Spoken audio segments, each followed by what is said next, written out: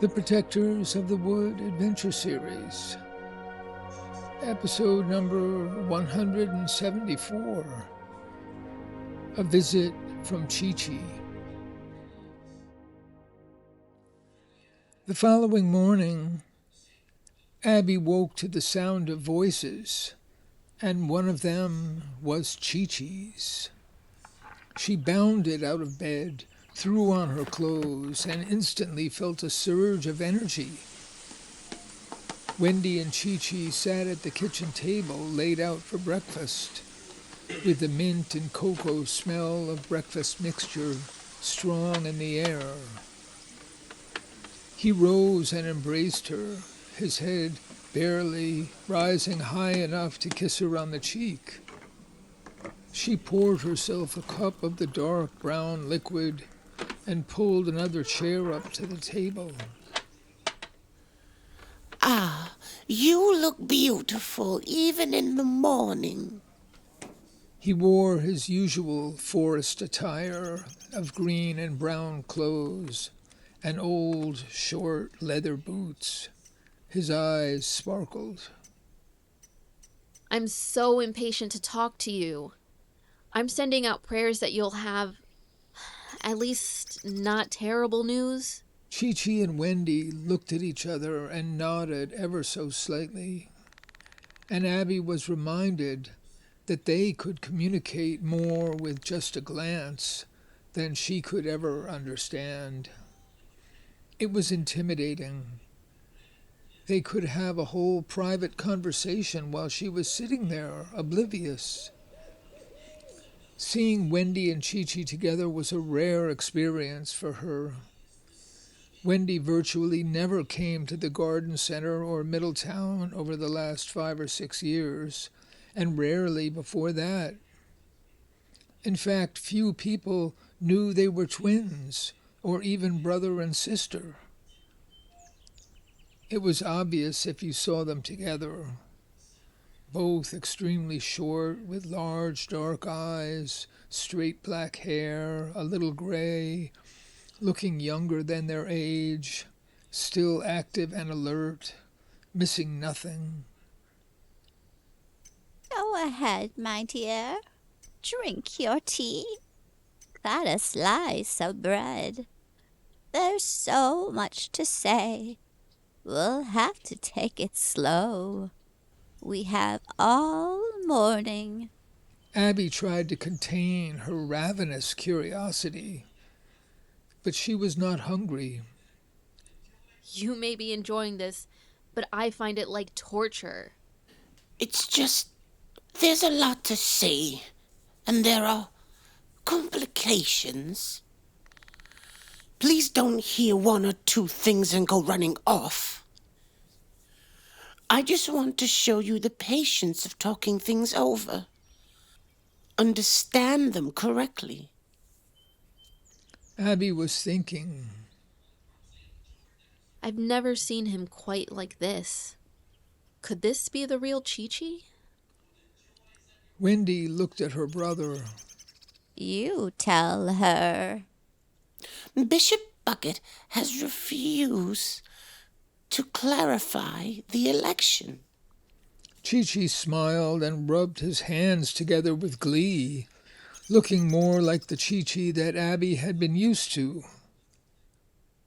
Her face lit up. Don't stop. I need to know everything. The bishop says there's evidence of irregularities that will have to be evaluated.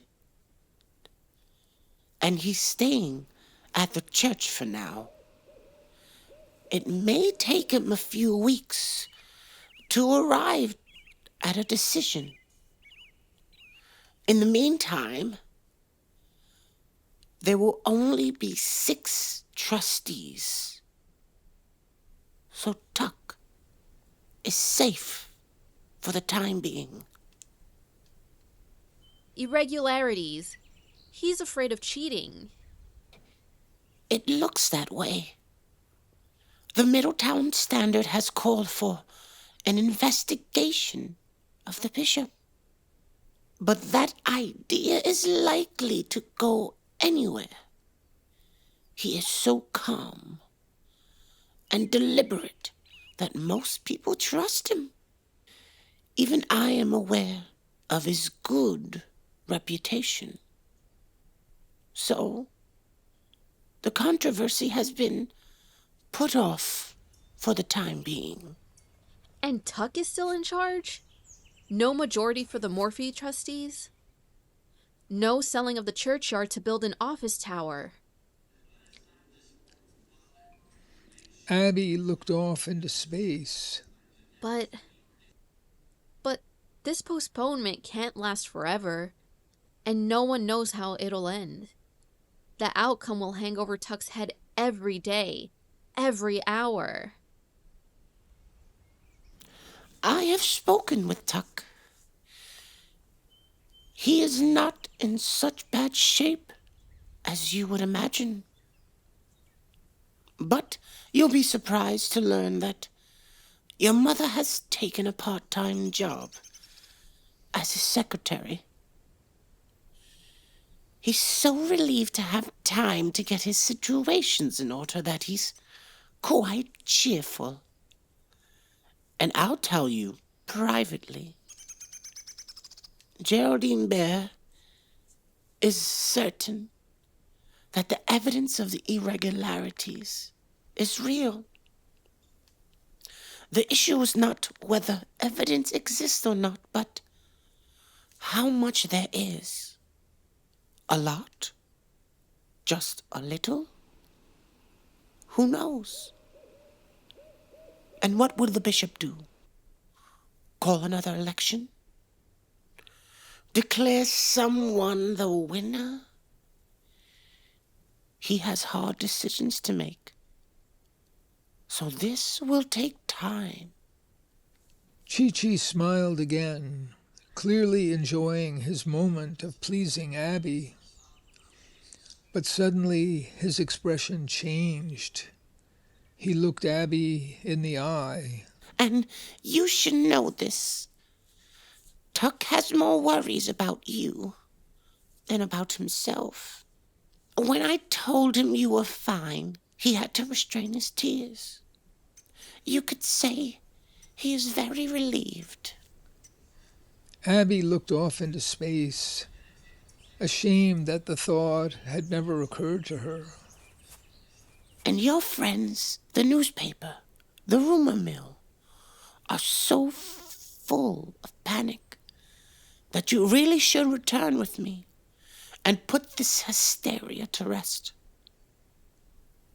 It's been only 3 weeks since you appeared on television after a violent confrontation. And now it's happening all over again. Your picture is spreading everywhere on the internet.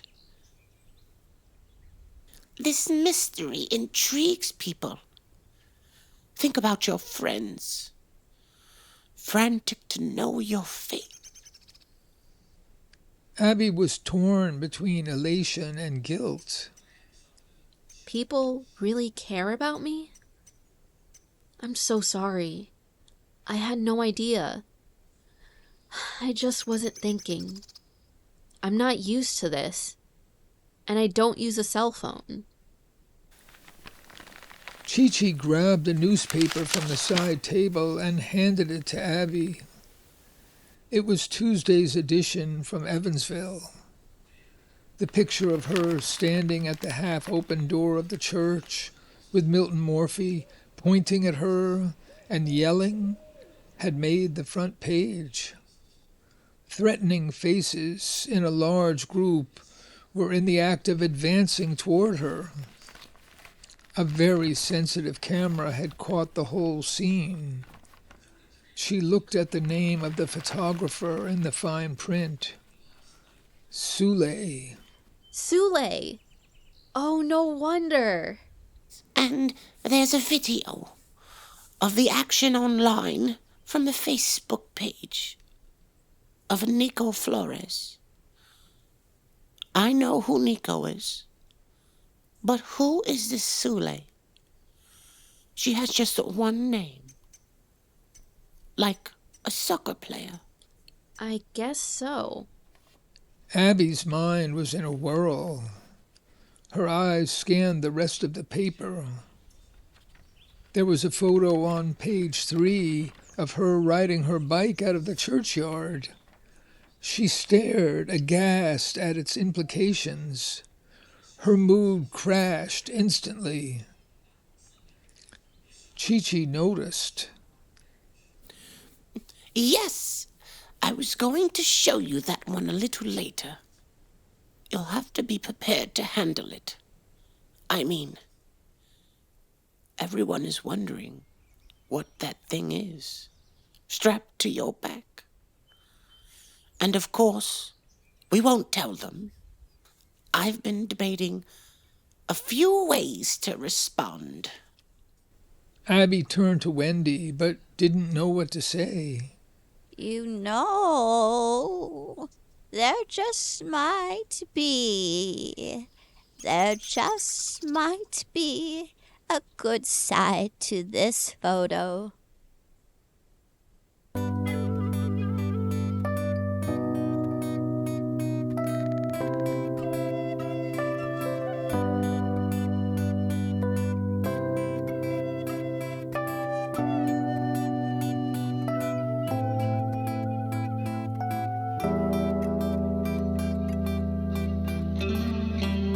As a child, I knew on a bright summer's day, the warmth of the sun was coming my way.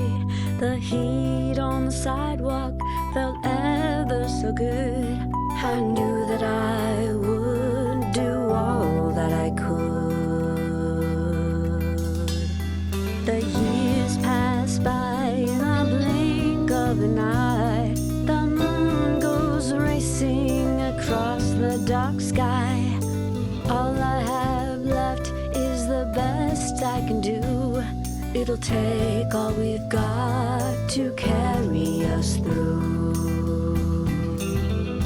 That bright summer's day, we live on always.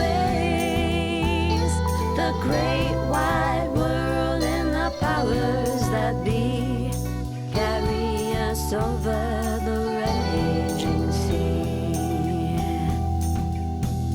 The end of the line is here on a dime.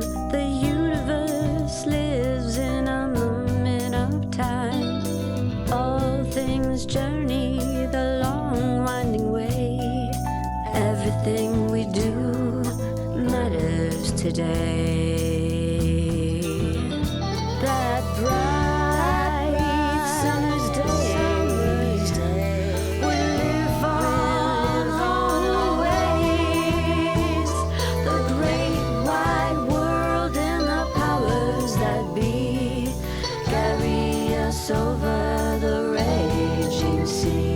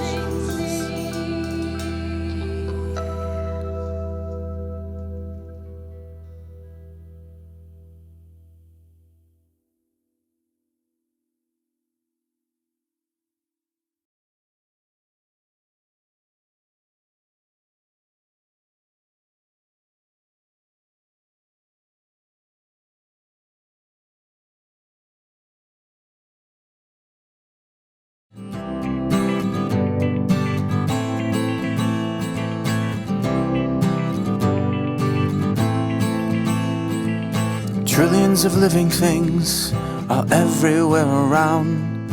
Our lives are all planted deep into this sacred ground. There's everything to love and everything to fear. It's planet Earth in the universe and nature lives here.